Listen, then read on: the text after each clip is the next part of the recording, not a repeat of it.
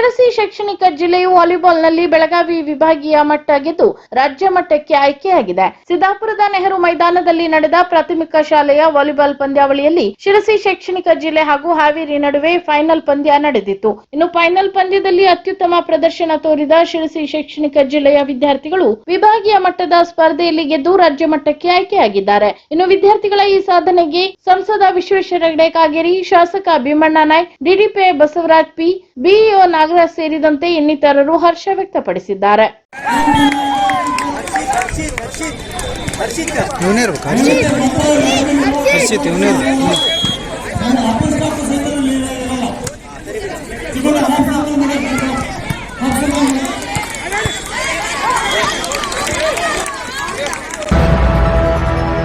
ಅರಣ್ಯ ಹಕ್ಕು ಕಾಯ್ದೆಯಲ್ಲಿ ಸಮರ್ಪಕ ಜಿಪಿಎಸ್ ಸಂಬಂಧಿಸಿ ಹೋರಾಟಗಾರರ ವೇದಿಕೆಯು ಜಿಲ್ಲಾದ್ಯಂತ ಸುಮಾರು 32,000ಕ್ಕಿಂತ ಮಿಕ್ಕಿ ಅರಣ್ಯವಾಸಿಗಳ ಕುಟುಂಬಗಳಿಂದ ಜಿಪಿಎಸ್ ಮೇಲ್ಮನವಿ ಮಾಡುವ ಮೂಲಕ ಅರಣ್ಯವಾಸಿಗಳಿಗೆ ಕಾನೂನಾತ್ಮಕ ಬೆಂಬಲ ನೀಡಲಾಗಿದೆ ಎಂದು ಅರಣ್ಯ ಭೂಮಿ ಹಕ್ಕು ಹೋರಾಟಗಾರರ ವೇದಿಕೆ ಅಧ್ಯಕ್ಷ ರವೀಂದ್ರ ನಾಯ್ಕ ತಿಳಿಸಿದರು. ಯಾವುದೇ ಹಂತದಲ್ಲೂ ಅರಣ್ಯ ಅತಿಕ್ರಮಣದಾರರಿಗೆ ಅನ್ಯಾಯ ಆಗಬಾರದು ಅಂತ ಉದ್ದೇಶದಿಂದ ಇದನ್ನು ನಾವು ಮಾಡ್ತಾ ಇದ್ದೇವೆ. ಯಾಕೆ? ಎಷ್ಟೋ ಜನರಿಗೆ ತಿಳುವಳಿಕೆ ಇರುವುದಿಲ್ಲ ಅಲ್ವಾ? ಎಷ್ಟೋ ಜನರಿಗೆ ವಕೀಲ್ ಕಟ್ಕೊಂಡು ಆಫೀಸನ್ನು ಕೊಟ್ಕೊಂಡು ಅಪೀಲ್ ಮಾಡಲಿಕ್ಕೆ ಮಾಹಿತಿಗಳು ಇರುವುದಿಲ್ಲ.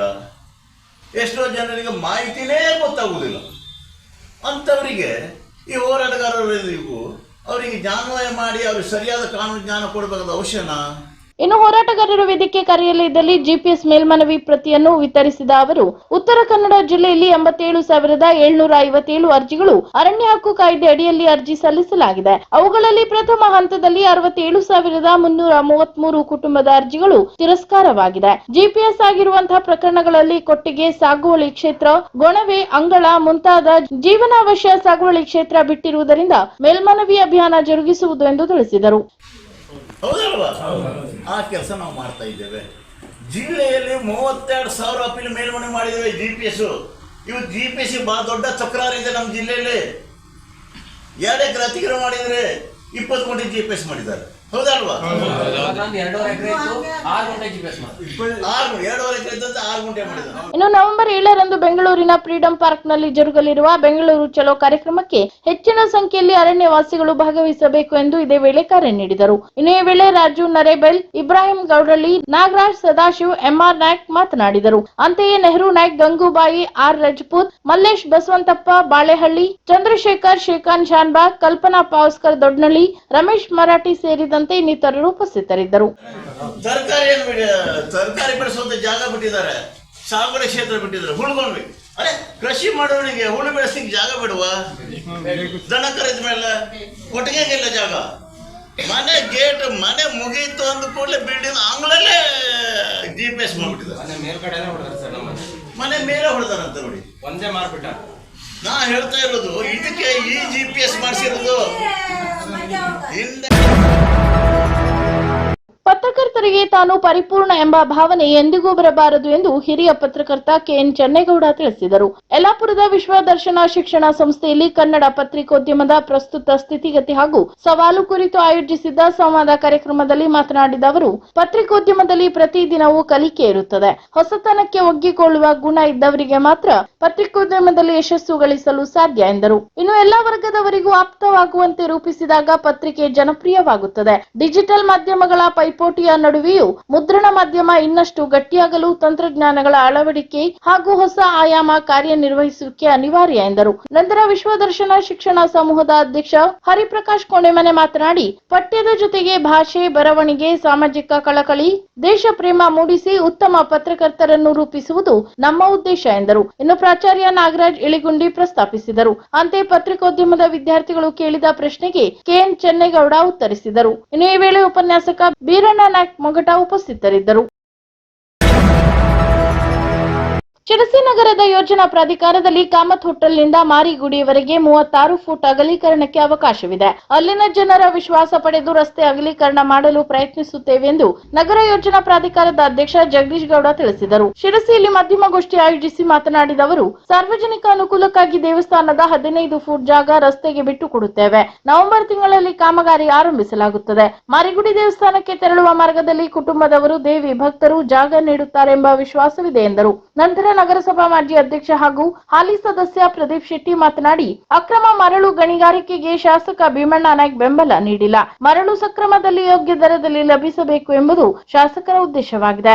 ಆದರೆ ಕೆಲ ಪತ್ರಿಕೆಗಳಲ್ಲಿ ಶಾಸಕರು ಅಕ್ರಮ ಮರಳು ದಂಧೆಗೆ ಬೆಂಬಲ ನೀಡಿದ್ದಾರೆ ಎಂಬ ಸುದ್ದಿ ಪ್ರಕಟವಾಗಿದ್ದು, ಇದು ಸತ್ಯಕ್ಕೆ ದೂರವಾಗಿದೆ ಎಂದರು. ಇನ್ನು ಕಾರವಾರ ಜಿಲ್ಲಾಧಿಕಾರಿ ಸಭಾಂಗಣದಲ್ಲಿ ಜಿಲ್ಲಾ ಉಸ್ತುವಾರಿ ಸಚಿವ ಮಂಕಾಳು ವೈದ್ಯ ಅವರ ಅಧ್ಯಕ್ಷತೆಯಲ್ಲಿ ನಡೆದ ಕೆಡಿಪಿ ಸಭೆಯಲ್ಲಿ ಶಾಸಕ ಭೀಮಣ್ಣ ನಾಯ್ಕ ಮರಳು ಸಮಸ್ಯೆ ಪರಿಹರಿಸಲು ಸೂಕ್ತ ಕ್ರಮ ಕೈಗೊಳ್ಳಬೇಕು ಎಂದು ಗಣಿ ಮತ್ತು ಭೂವಿಜ್ಞಾನ ಇಲಾಖೆಯ ಜಿಲ್ಲಾ ಮಟ್ಟದ ಅಧಿಕಾರಿಗಳಿಗೆ ಸೂಚನೆ ನೀಡಿದ್ದಾರೆ. ಇಲ್ಲವಾದರೆ ಬಡವರಿಗೆ ಮನೆ ನಿರ್ಮಿಸಿಕೊಳ್ಳಲು ತುಂಬಾ ತೊಂದರೆಯಾಗುತ್ತದೆ ಎಂದು ಹೇಳಿದ್ದರು. ಆದರೆ ಕೆಲ ಪತ್ರಿಕೆಗಳಲ್ಲಿ ಶಾಸಕರನ್ನು ತರಾಟೆಗೆ ತೆಗೆದುಕೊಂಡ ಅಧಿಕಾರಿ ಎಂದು ಸುದ್ದಿ ಪ್ರಕಟವಾಗಿದೆ. ಶಾಸಕ ಭೀಮಣ್ಣ ನಾಯ್ಕ ಅಕ್ರಮ ಮರಳು ಗಣಿಗಾರಿಕೆಗೆ ಬೆಂಬಲ ನೀಡಿಲ್ಲ ಎಂದು ಇದೇ ವೇಳೆ ತಿಳಿಸಿದರು. ಇನ್ನು ಮರಳು ನೀತಿಯನ್ನು ಸರಿಯಾಗಿ ಅನುಷ್ಠಾನಗೊಳಿಸಿ ಎಲ್ಲರಿಗೂ ರೇತಿ ದೊರೆಯುವಂತೆ ಮಾಡುವುದು ಇಲಾಖೆಯ ಕರ್ತವ್ಯ.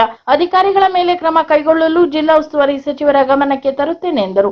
ಈ ವೇಳೆ ಕೆಪಿಸಿಸಿ ಸದಸ್ಯ ದೀಪಕ್ ದೊಡ್ಡೂರು, ಪ್ರಮುಖರಾದ ಜ್ಯೋತಿ ಪಾಟೀಲ್, ಮಹೇಶ್ ಶೆಟ್ಟಿ, ವೀಣಾ ಶೆಟ್ಟಿ ಸೇರಿದಂತೆ ಇನ್ನಿತರರು ಉಪಸ್ಥಿತರಿದ್ದರು.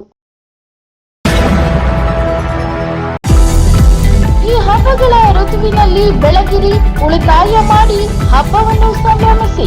ಸರ್ವರಿಗೂ ಚನ್ನಮ್ಮ ಬಜಾಜ್ ಇವರ ವತಿಯಿಂದ ನವರಾತ್ರಿ ಹಬ್ಬದ ಹಾರ್ದಿಕ ಶುಭಾಶಯಗಳು. ವಿಶ್ವದ ಮೊಟ್ಟ ಮೊದಲ ಸಿಎನ್ಜಿ ಮೋಟಾರ್ ಸೈಕಲ್ ಪ್ರತಿದಿನದ ರೈಡ್ನಲ್ಲಿ 50% ಉಳಿತಾಯ. ಸಿಟಿ 100X ಅತಿ ಕಡಿಮೆ ಮುಂಗಡ ಪಾವತಿ ₹999 ಮಾತ್ರ. ಪ್ಲಾಟಿನಂ 100 ಅತಿ ಕಡಿಮೆ ಮುಂಗಡ ಪಾವತಿ ₹1999. ಫ್ರೀಡಂ ರೈಡ್ ದ ಚೇನ್ ಅತಿ ಕಡಿಮೆ ಮುಂಗಡ ಪಾವತಿ ₹2999 ಹಾಗೂ ಆರಂಭಿಕ ಬೆಲೆ ₹95,000. ಷರತ್ತುಗಳು ಅನ್ವಯ. ಮಾಹಿತಿಗಾಗಿ ಸಂಪರ್ಕಿಸಿ ಅಧಿಕೃತ ವಿತರಕರು ಚೆನ್ನಮ್ಮ ಬಜಾಜ್, ಶೋರೂಮ್ ಮುಂಭಾಗ, ಗೌರಿ ಪೆಟ್ರೋಲ್ ಬಂಕ್, ಅಶ್ವಿನಿ ವೃತ್ತ, ಶಿರಸಿ. ದೂರವಾಣಿ ಸಂಖ್ಯೆ 8844926889, 8844923889, 884645 ನವರಾತ್ರಿ ಮತ್ತು ದೀಪಾವಳಿ ಹಬ್ಬಕ್ಕೆ ಶಕ್ತಿ ಮತ್ತು ಸಮೃದ್ಧಿಯನ್ನು ಮನೆಗೆ ಸವಾರಿ ಮಾಡಿ. ಯಾವುದೇ ಮಾಡೆಲ್, ಯಾವುದೇ ಬ್ರ್ಯಾಂಡ್ ಅನ್ನು ಹೊಸ ಬಜಾಜ್ ಬೈಕ್ಗೆ ಎಕ್ಸ್ಚೇಂಜ್ ಮಾಡಿಕೊಳ್ಳಿ. ಪರಿಚಯಿಸುತ್ತಿದ್ದೇವೆ ಚೇತಕ್ ಎಲೆಕ್ಟ್ರಿಕ್ ಸ್ಕೂಟರ್.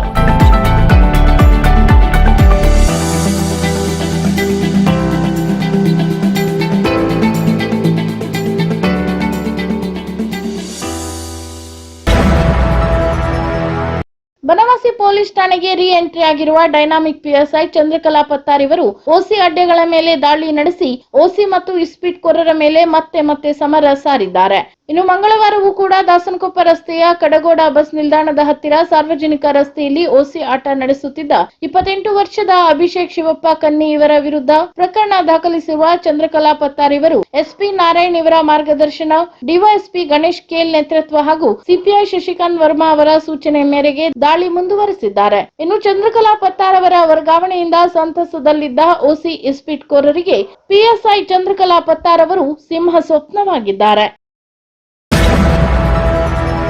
ಸಿದ್ದಾಪುರದ ಐತಿಹಾಸಿಕ ಗಂಡು ಮೆಟ್ಟಿದ ನೆಲವಾದ ನೆಹರು ಮೈದಾನದಲ್ಲಿ ನಡೆಯುತ್ತಿರುವ ಬೆಳಗಾವಿ ವಿಭಾಗ ಮಟ್ಟದ ಹೊನಲು ಬೆಳಕಿನ ವಾಲಿಬಾಲ್ ಪಂದ್ಯಾವಳಿಗೆ ಶಾಸಕ ಭೀಮಣ್ಣ ನಾಯ್ಕ ಅವರು ಚಾಲನೆ ನೀಡಿದರು. ಇನ್ನು ಶಾಸಕ ಭೀಮಣ್ಣ ನಾಯ್ಕ ಅವರ ಒತ್ತಾಸೆಯಂತೆ ಸ್ವಾತಂತ್ರ್ಯ ಸಂಗ್ರಾಮದಲ್ಲಿ ಮಾಡಿದ ವೀರ ಸೇನಾನಿಗಳಿಗೆ ಮೊಬೈಲ್ ಬೆಳಕಿನ ಮೂಲಕ ಇದೇ ವೇಳೆ ಗೌರವ ಸಲ್ಲಿಸಲಾಯಿತು.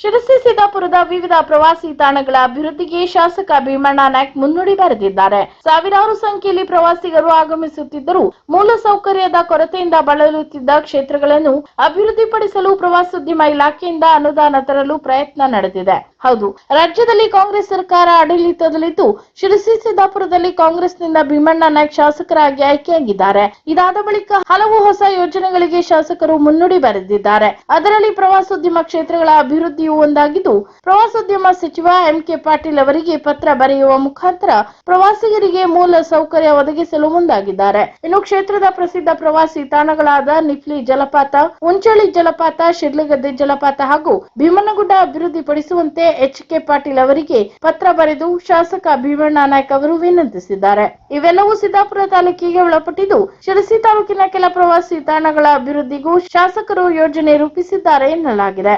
ಇವೆಲ್ಲವೂ ಪ್ರತಿ ವರ್ಷ ಸಾವಿರಾರು ಪ್ರವಾಸಿಗರು ಆಗಮಿಸುವ ತಾಣಗಳಾಗಿದ್ದು, ಅಭಿವೃದ್ಧಿ ಆದಲ್ಲಿ ಸರ್ಕಾರಕ್ಕೂ ಆದಾಯ ಬರಲಿದೆ ಎಂದು ತಿಳಿಸಲಾಗಿದೆ. ಬೋನ್ ಕ್ಯಾನ್ಸರ್ನಿಂದ ಬಳಲುತ್ತಿರುವ ಶಿರಸಿ ಹಾಲೊಂಡದ 11 ವರ್ಷದ ಬಾಲಕಿ ರೇವತಿ ಮಂಜುನಾಥ್ ನಾಯ್ಕ್ ಎಂಬಾಕೆಗೆ ಶಿರಸಿ ನಗರ ಪೊಲೀಸ್ ಠಾಣೆಯ ಅಧಿಕಾರಿಗಳು ಹಾಗೂ ಸಿಬ್ಬಂದಿಗಳು 30,000 ರೂಪಾಯಿ ಸಂಗ್ರಹಿಸಿ ನೀಡಿದ್ದಾರೆ.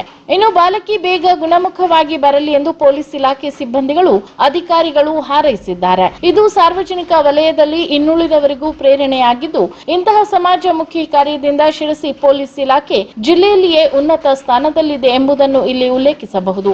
ಇನ್ನು ಸೋಮವಾರದಂದು ಬಾಲಕಿಯ ಮನೆಗೆ ತೆರಳಿ ಪಿಎಸ್ಐ ನಾಗಪ್ಪ ಬಿ, ಮಾಂತೇಶ್ ಕುಂಬಾರ್, ಸಿಬ್ಬಂದಿಗಳಾದ ಹನುಮಂತ್ ಕಬಾಡಿ, ವಿಶ್ವನಾಥ್ ಭಂಡಾರಿ ಮುಂತಾದವರು ಸಂಗ್ರಹಿಸಿದ್ದ ಹಣವನ್ನು ನೀಡಿದರು. ಇನ್ನು ಈ ಹಿಂದೆಯೂ ಸಹ ಶಿರಸಿ ನಗರ ಠಾಣೆಯವರು ಮರಾಠಿಕೊಪ್ಪದ ಯುವಕನೋರ್ವನಿಗೆ ಕೋಣ ಇರಿದು ಗಾಯಗೊಂಡಾಗಲೂ ಸಹ 20,000 ರೂಪಾಯಿ ಹಾಗೂ ಬನವಾಸಿ ಠಾಣೆಯ ಸಿಬ್ಬಂದಿಯೊಬ್ಬರು ಕ್ಯಾನ್ಸರ್ ಕಾಯಿಲೆಯಿಂದ ಬಳಲುತ್ತಿದ್ದಾಗ 25,000 ರೂಪಾಯಿ ಆರ್ಥಿಕ ಸಹಾಯ ನೀಡುವ ಮೂಲಕ ಮಾನವೀಯತೆ ಮೆರೆದಿದ್ದನ್ನು ಇಲ್ಲಿ ಉಲ್ಲೇಖಿಸಬಹುದು. ವೈದ್ಯಕೀಯ ಸೇವೆಯಲ್ಲಿ ಹಿಂದಿರುವ ಉತ್ತರ ಕನ್ನಡದಲ್ಲಿ ಒಂದು ಜೀವ ರಕ್ಷಕ ಸುಸಜ್ಜಿತ ಆಸ್ಪತ್ರೆ ಇಲ್ಲ ಎನ್ನುವ ಕೊರಗು ಜಿಲ್ಲೆಯ ಜನರನ್ನು ಕಾಡುತ್ತಿರುವ ಬೆನ್ನಲ್ಲೇ ಇಲ್ಲಿಂದ 11 ವೈದ್ಯರ ವರ್ಗಾವಣೆಯಾಗುತ್ತಿರುವುದು ಆತಂಕ ಹುಟ್ಟಿಸಿದೆ. ಜಿಲ್ಲೆಯಲ್ಲಿ 33 ತಜ್ಞ ವೈದ್ಯ ಹುದ್ದೆ ಬಹುಸಮಯದಿಂದ ಭರ್ತಿಯಾಗದಿರುವ ಋಣಾತ್ಮಕ ಸನ್ನಿವೇಶದಲ್ಲಿ ಇನ್ನೂ 11 ವೈದ್ಯರು ಇಲ್ಲಿಂದ ವರ್ಗವಾದರೆ ಸರ್ಕಾರಿ ಆಸ್ಪತ್ರೆಗಳಲ್ಲಿ ಬಡವರ ಚಿಕಿತ್ಸಾ ಸೇವೆಯ ಗತಿಯೇನು ಎಂಬ ಪ್ರಶ್ನೆ ಎದ್ದಿದೆ. ಇಷ್ಟೊಂದು ಹುದ್ದೆ ಲಗಾಯತಿನಿಂದ ಖಾಲಿ ಇದ್ದರೂ ಭರ್ತಿ ಮಾಡಲಾಗದಿರುವುದೇ ಇಲ್ಲಿ ಸೇವೆ ಸಲ್ಲಿಸಲು ವೈದ್ಯರ ನಕಾರಾತ್ಮಕ ಧೋರಣೆಯನ್ನು ಎತ್ತಿ ತೋರಿಸುತ್ತಿದ್ದು, ಇರುವ ವೈದ್ಯರನ್ನು ಕಳೆದುಕೊಂಡರೆ ಇಲ್ಲಿನ ಪರಿಸ್ಥಿತಿ ಏನು ಎಂಬ ಚಿಂತೆ ಜನತೆಯನ್ನು ಕಾಡಿದೆ.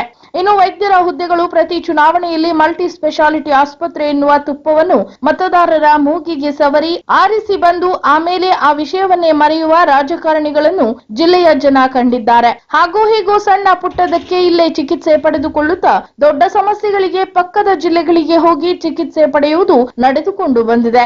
ಇನ್ನು ಜಿಲ್ಲೆಯಲ್ಲಿ ಪ್ರಸ್ತುತ 33 ತಜ್ಞ ವೈದ್ಯ ಹುದ್ದೆಗಳು ಹಾಗೂ 6 ಪ್ರಾಥಮಿಕ ಆರೋಗ್ಯ ಕೇಂದ್ರದ ವೈದ್ಯಾಧಿಕಾರಿಗಳ ಹುದ್ದೆ ಖಾಲಿ ಇದೆ. 11 ಫಿಸಿಷಿಯನ್ ಹುದ್ದೆ ಮಂಜೂರಿಯಾಗಿದ್ದು 8 ವೈದ್ಯರಿದ್ದಾರೆ. ಶಿರಸಿಯ ಪಂಡಿತ್ ಸಾರ್ವಜನಿಕ ಆಸ್ಪತ್ರೆ, ದಾಂಡೇಲಿ ಮತ್ತು ಮುನಗೋಡ ತಾಲೂಕು ಆಸ್ಪತ್ರೆಗಳಲ್ಲಿ ತಲಾ 1 ಹುದ್ದೆ ಖಾಲಿ ಇದೆ.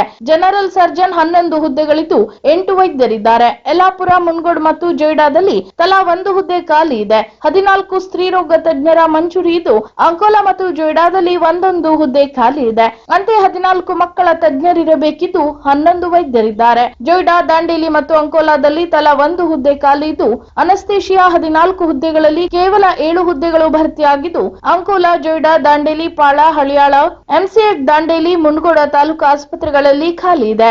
ಅಂತೆಯೇ 10 ENT ಸ್ಪೆಷಾಲಿಸ್ಟ್ ಹುದ್ದೆಗಳಲ್ಲಿ 7 ಮಾತ್ರ ಭರ್ತಿಯಾಗಿದ್ದು ಕುಮಟಾ, ಯಲ್ಲಾಪುರ, ಜೊಯ್ಡಾದಲ್ಲಿ ಖಾಲಿ ಇದೆ.